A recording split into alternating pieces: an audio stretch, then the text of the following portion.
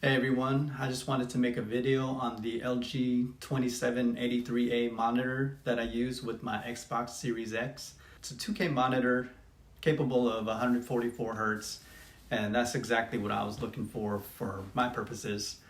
I wanted something that could handle the frame rates of the new consoles, and resolution wasn't that important to me. I know that there are monitors that are capable of 4K and 120 Hz, but you end up paying way too much for those monitors. And to me, I can't hardly tell the difference between 2K and 4K to begin with. But as far as the frame rate, I wanted something that ran the games smoothly and was capable of taking advantage of the 120 Hz option that the Xbox Series X has. Enough about that. Let's take a look at the monitor itself.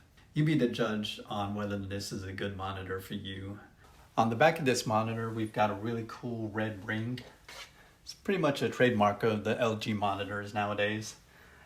Here is your display port in, HDMI 1, HDMI 2, and then you've got a headphone jack and your DC in for power. The monitor also has a little bracket here for cable management. Very easily removable, but it's very flimsy and loose, so a lot of times it'll just fall off. So you got to be careful with this. Make sure it snaps into place. And the monitor stand can be raised and lowered like so. The front of this monitor is pretty basic. It's got a V-shaped stand at the bottom. The bottom pane here has a small chin, and it's got a very small bezel along the sides and the top. Another nice thing about this monitor is you can actually swivel it so that the orientation is vertical. So if you're a coder, you can look at your code vertically.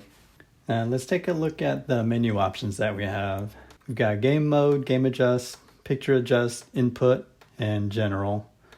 This gives you all these preset options for how you want the image to look on your screen. Gamer 1 seems to be a little bit brighter preset. Gamer 2 is a little bit darker, but it highlights some of the darker areas. FPS is makes the darker areas bright. The RTS preset is for when you're playing real-time strategy games. Vivid is makes the colors pop out a lot more. Reader is easy on the eyes and it's a little bit darker. HDR effect is the preset that I like to use because it makes everything look like it's in HDR when it isn't. I like that preset because the colors look really nice, and this monitor is capable of HDR, but it's only up to 350 nits, so it's not that bright. Real HDR is up to 1000 nits. sRGB, this is another preset. I haven't messed with that one very much. Game adjust, I have adaptive sync set to off. For this particular monitor, you have to turn adaptive sync off so that your monitor can use 120 Hertz. I'll show you that in a sec. Black stabilizer, this is for the black levels and how dark you want or how light you want everything to look. Another thing to look at is response time. If you put this at the faster setting, then you're gonna get a lot of tearing on the screen, a lot of jumping and stuttering. So the best setting to put this at is fast. And you've got your basic picture adjust settings, sharpness, gamma, color temp, and all that stuff here. And then you've got your input list. Lists your HDMI ports and your display port. And aspect ratio, I just keep that at original. Under general, this is just basic settings like energy saving and LED. Power LED is just this really small LED at the bottom that turns on whether the monitor is on.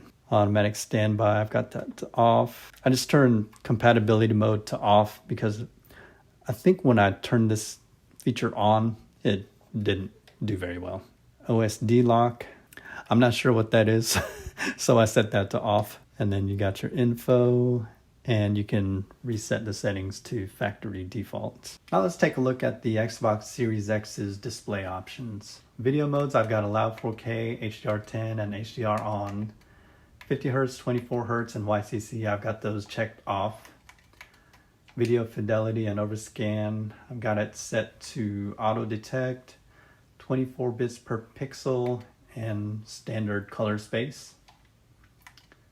And if you look at the 4K details, it says my monitor supports 4K UHD at 60 Hz, and it supports up to native 1440p at 120 frames per second.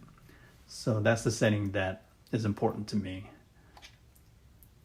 And refresh rate, I've got the 120 Hz and 60 Hz option, so I select 120 Hz. You want to run your games in 2K resolution and 120 Hz. Those are the settings that you need to put into your Xbox in order for it to work properly with this monitor. Well, that does it for this video. Thank you guys for watching, and if this video was helpful at all, please like and subscribe to my YouTube channel.